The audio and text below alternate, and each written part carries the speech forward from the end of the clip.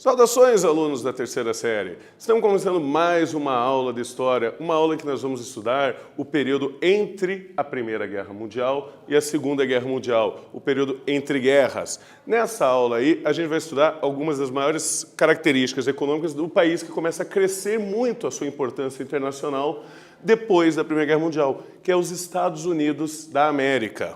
Tá. Então, o objetivo da nossa aula de hoje é caracterizar a economia dos Estados Unidos nos anos de 1920, que receberam um apelido na história americana de os loucos anos 20, e o incentivo ao consumo no contexto pós-Primeira Guerra Mundial. Então, aqui a gente começa a abordar mais principalmente a década de 20, para ver quais são as consequências que vai ter para a Europa e o mundo, o grande desenvolvimento econômico dos Estados Unidos. Mas antes, você sabe o que significa sociedade de consumo?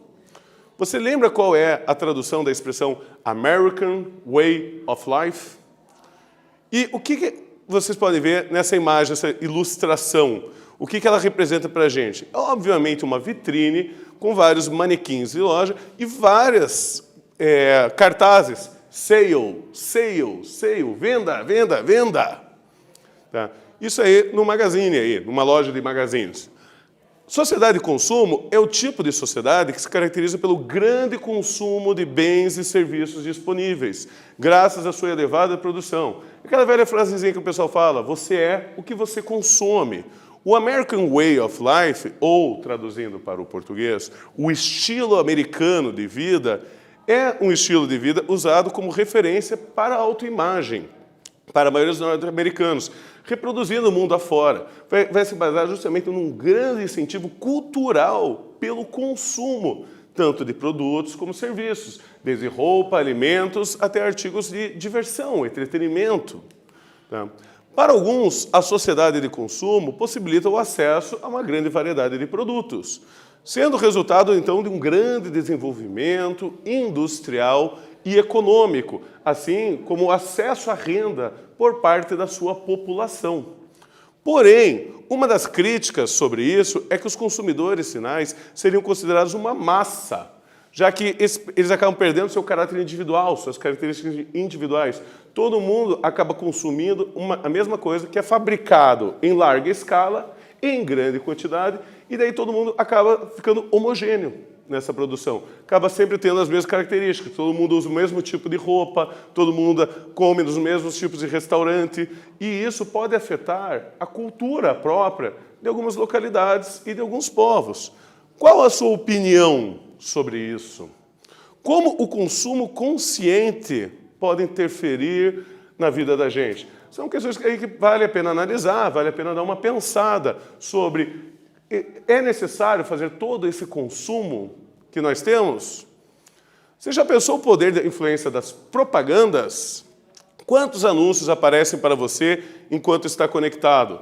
Propagandas no YouTube, banners ao redor de qualquer site que você frequenta, propagandas na TV, tá? Ou propagandas na rua mesmo. Aqui nós temos uma cena de uma das ruas mais movimentadas do planeta Terra, que é a Times Square, na cidade americana de Nova York. E aqui, só aqui você já consegue ver quantos anúncios e propagandas que estão sendo distribuídos para essas pessoas que estão passando por essa rua. Você acha que restaurantes, empresas de computação, empresa de roupas, tudo isso colocado em um bombardeio em larga escala. Vamos estudar o contexto dos Estados Unidos nos anos de 1920 e o incentivo ao consumo pós-Primeira Guerra Mundial e como as mudanças desse período ainda ecoam na nossa realidade. Então, o que acontece com os Estados Unidos depois da Primeira Guerra Mundial? Vamos lembrar que a Primeira Guerra Mundial foi um conflito majoritariamente europeu. E a Europa acabou foi prejudicada com isso. Bombardeios, mortes, a sua indústria foi atingida, a sua economia foi atingida. E os Estados Unidos só entrou na guerra no finalzinho da Primeira Guerra Mundial. E ela não teve nenhum ataque, nenhum bombardeio no seu território continental na América. Portanto, quando terminou a Primeira Guerra Mundial, os Estados Unidos estavam com toda a sua indústria intacta, toda a sua agricultura intacta, enquanto os europeus iriam ter o trabalho de reconstruir as suas fábricas, a sua indústria, de reconstruir as fazendas que foram bombardeadas, atacadas, e tudo isso aí vai levar um tempo para ser feito. Os Estados Unidos, no começo da Primeira Guerra Mundial, eles eram credores dos países europeus, isso no final da guerra. E eles exportavam, então, grande parte da mercadoria. No começo da Primeira Guerra, os Estados Unidos era o país que mais devia para os europeus. No final da Primeira Guerra, ele era o país que emprestava dinheiro para os europeus se reconstruírem. Então, ele mudou a sua economia, ele se desenvolveu nisso aí. E como a indústria europeia ela estava destruída depois de 4 longos anos de guerra, e para comprar produtos básicos eles começaram a importar dos Estados Unidos. Então os Estados Unidos exportaram grande quantidade de mercadorias para a Europa. E olha que a Europa tinha muita gente, tinha um mercado consumidor muito grande. E a economia americana vai ser uma economia tipicamente liberal, tá? É o liberalismo clássico de Adam Smith. O mercado consumidor norte-americano que iria regularizar a economia. É o que o Adam Smith chama da mão invisível do mercado. Então eles pregavam que o governo não podia intervir na economia, nas fábricas, no dólar. O governo não devia interferir no salário dos trabalhadores. Tá? E também você vai ter um grande aumento populacional nos Estados Unidos. A chegada de milhões de imigrantes entre o ano de 1865 e o ano de 1915, quando chegou a cerca de 25 milhões de pessoas nos Estados Unidos. Então, olha como você vai inchar a quantidade demográfica de pessoas no território continental americano. Vamos para a nossa primeira atividade da aula de hoje, então. Tem um textinho aqui. Uma revolução nas comunicações estava em marcha. Enquanto as nações europeias se engajavam nas batalhas iniciais da Grande Guerra, acontecia nos Estados Unidos, entre Nova York e São Francisco, a primeira chamada telefônica de costa a costa da América. Isso é, de uma cidade próxima ao Oceano Atlântico com uma do Oceano Pacífico. Após a leitura desse trecho, o que podemos concluir sobre a economia norte-americana na década de 1920? Vocês têm um tempinho aí para pensar e eu já retorno com uma resposta.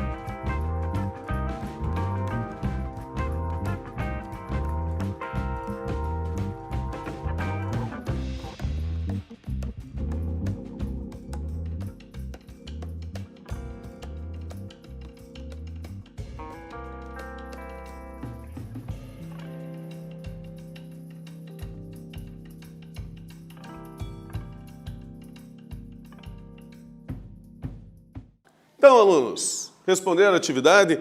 Após a leitura, então, do trecho, o que podemos concluir sobre a economia norte-americana na década de 1920? Aqui eu tenho uma sugestão para vocês de resposta. Lembrando que, como é uma questão discursiva, o seu texto não precisa estar exatamente igual ao meu. Mas algumas características você tem que apresentar nesse texto. Após a Primeira Guerra Mundial, a economia americana estava em grande desenvolvimento, sendo grandes exportadores ao lucro e credores das nações europeias. Também lucro, emprestar dinheiro sempre tem um juros envolvido. Isso estimulou o liberalismo econômico e a não intervenção do Estado na economia. Então, para o ponto de vista do governo, para o ponto de vista do dono de fábrica, para o ponto de vista do dono de terras, estava tudo bem. A economia estava crescendo, a economia estava cada vez melhor. A Europa comprava tudo que eles fabricavam, tinha que produzir mais. Só que isso aí, pessoal, é do ponto de vista do governo e dos donos de meio de produção, porque isso não atingiu diretamente a todos os ramos da sociedade americana. Tá? Entre o que nós vamos ter aqui, grandes greves operárias vão acontecer nesse período, tá? E eram reprimidas com grande violência. Os Estados Unidos não tinham devidamente uma legislação trabalhista, porque eles consideravam que você fazer uma legislação com salário mínimo, com direitos, era uma interferência do Estado na economia. Então, os trabalhadores vão começar a se organizar em sindicatos para brigar pelos seus direitos. E em 1919 é aprovada nos Estados Unidos da América a Lei Seca, que proibia a comercialização e a fabricação de bebidas alcoólicas. E nesse contexto aqui vai se desenvolver muito a ação de gangsters e mafiosos nos Estados Unidos que vão enriquecer através do tráfico de álcool, de bebidas alcoólicas.